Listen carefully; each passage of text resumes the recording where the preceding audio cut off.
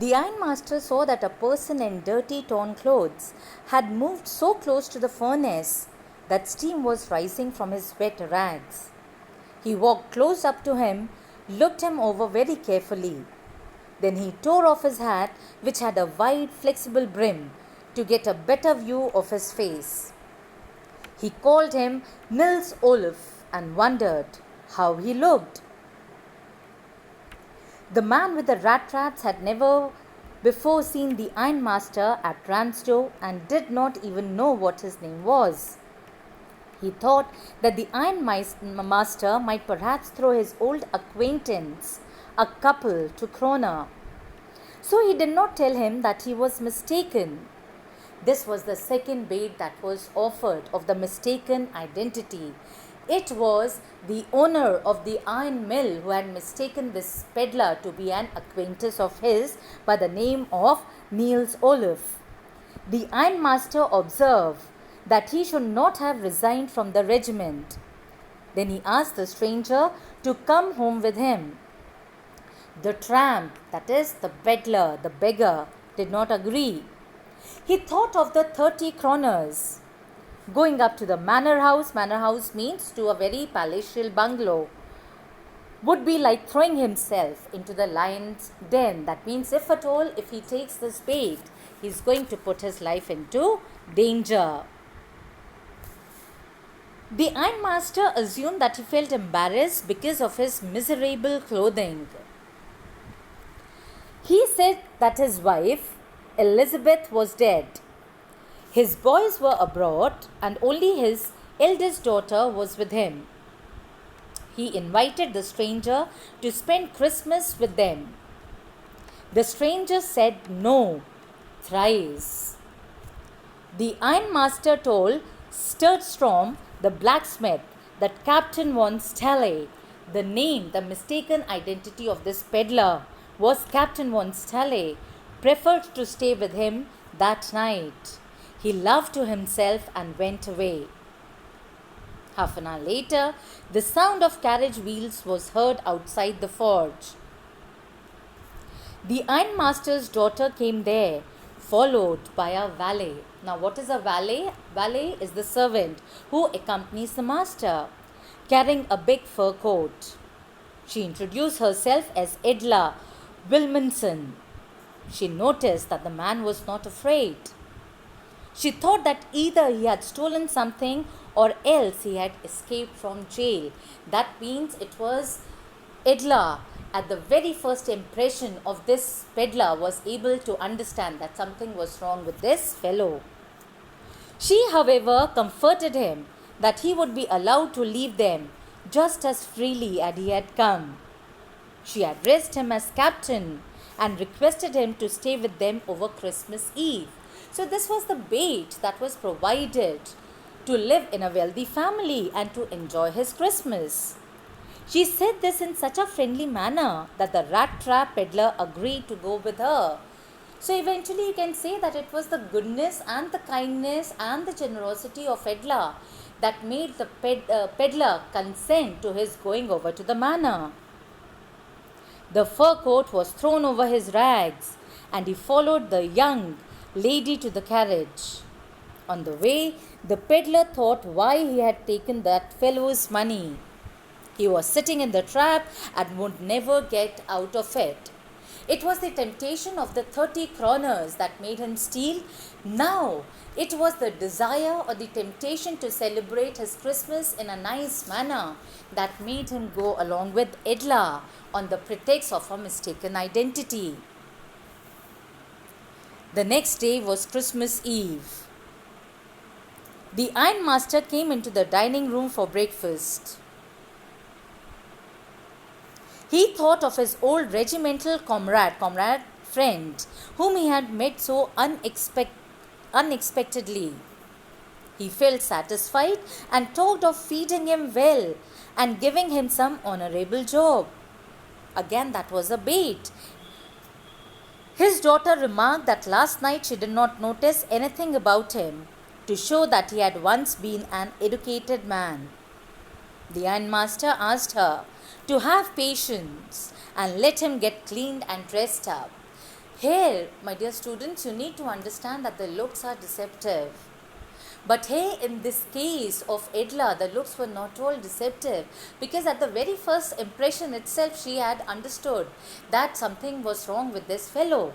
But her father had convinced him that let him bathe, let him get a shave, let him wear the proper and nice clothes. Then she would really be able to understand that he was Captain von Stale.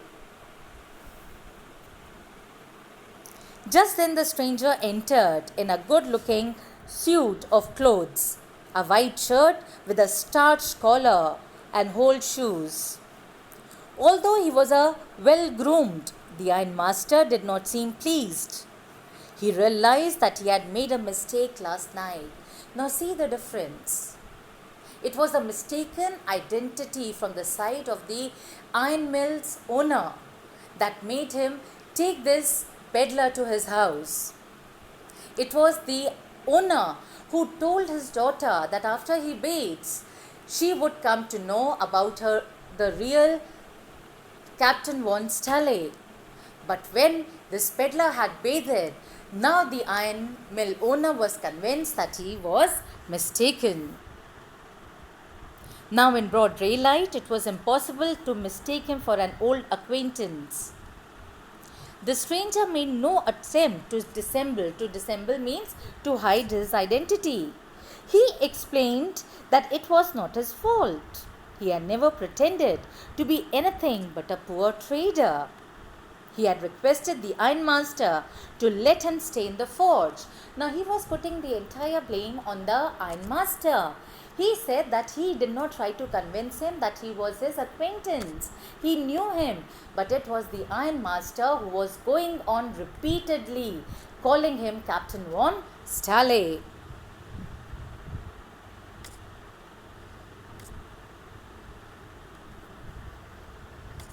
He was ready to put on his rags and go away. The ironmaster thought that it was not honest on the part of the man and wanted to call the sheriff. The tramp then told the ironmaster that the whole world was nothing but a big rat trap, that if at all, if he had come to this particular big house, it was because of the temptation of celebrating Christmas. All the good things that were offered to him were nothing but cheese rinds and bits of pork, set out to drag a poor fellow into trouble. So, what is the world? The world is a rat trap. And what is the peddler compares himself to? The peddler here compares himself to a rat. That just like a rat gets trapped by the bait of cheese, he also got trapped into this worldly pleasure, into this materialistic desire of celebrating Christmas nicely. The sheriff may lock him up for this. He warned the ironmaster that a day might come when he might want to get a big piece of pork, and then he would get caught in the trap. The ironmaster began to laugh. He dropped the idea of informing the sheriff. However, he asked the tramp to leave and opened the door. Just then, his daughter entered and asked her father what he was doing. That morning, she was quite happy. She wanted to make things for the wretch quite homelike. So she spoke in favor of the vagabond. That means now the goodness and the kindness of Edla is explicitly clear here, that on the eve of Christmas, she wanted to do something good. She did not want to throw away this peddler away. She wanted him to enjoy a day of peace with them, just one in the whole year. That means she wanted to do some act of charity. She knew that there was a mistake, but they should not chase away her human being, whom they had asked to come there and promise Christmas cheer. In other words, it was just like that they themselves had entertained, had welcomed the guests, and now to throw away the guests was not at all the gentlemanly behavior. The ironmaster hoped that she would not have to regret that. The young girl led the stranger up to the table and asked him to sit and eat. The man did not say a word but helped himself to the food. He looked at the girl and wondered why she had intervened for him. Christmas Eve passed at Ram's door just as it always had. The stranger did not cause any trouble because he did nothing but sleep. They woke him up that he could have his meals. In the evening, the Christmas tree was lighted.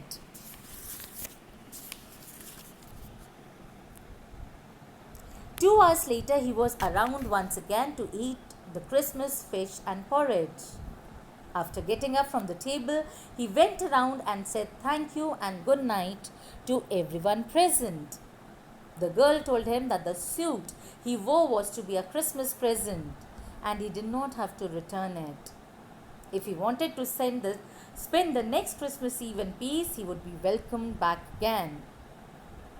The man with the rat traps did not answer. He only stared at the young girl in limitless amazement. The next morning, the ironmaster and his daughter got up early and went to Christmas service. They drove back at about 10 o'clock. The young girl sat and hung her head even more dejectedly than usual, disappointedly.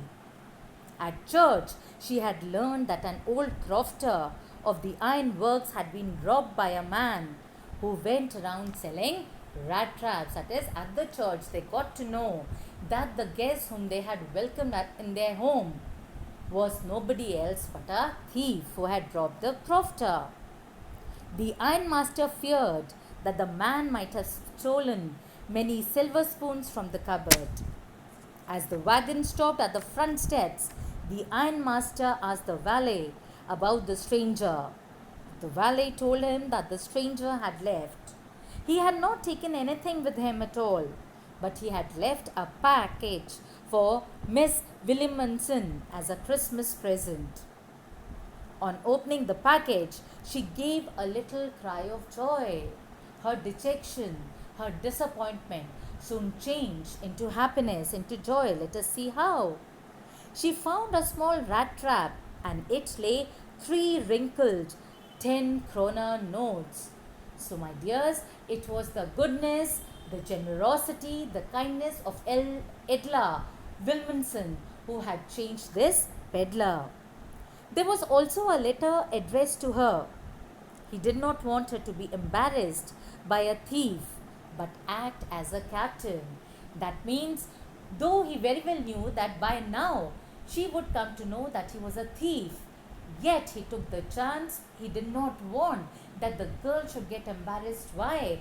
Because she had shown kindness, she has shown goodness and generosity towards the peddler by allowing him not only to rest in the house but also provided him a Christmas present along with a wonderful meal. He requested her to return the money to the old man on the roadside who had money pouch hanging on the window frame as a bait for the poor wanderers. The rat trap was a Christmas present from a rat who would have been caught in this world's rat trap if he had not been raised to captain. In other words, it was the peddler who underwent a change of heart, and all of it was due to the goodness, the kindness and the generosity, the benevolence of Edla Williamson. Because in that way he got power to clear himself. The peddler was a vagabond, but at the ironmaster's house he was honored as a captain. In this role, he raised himself above the temptations. He escaped being caught into the world's rat trap. That means now it was the goodness of Edla which had brought about a change of his heart. Kindness and hospitality shown by Edla towards him moved him completely. So he signed himself as Captain von Stahler.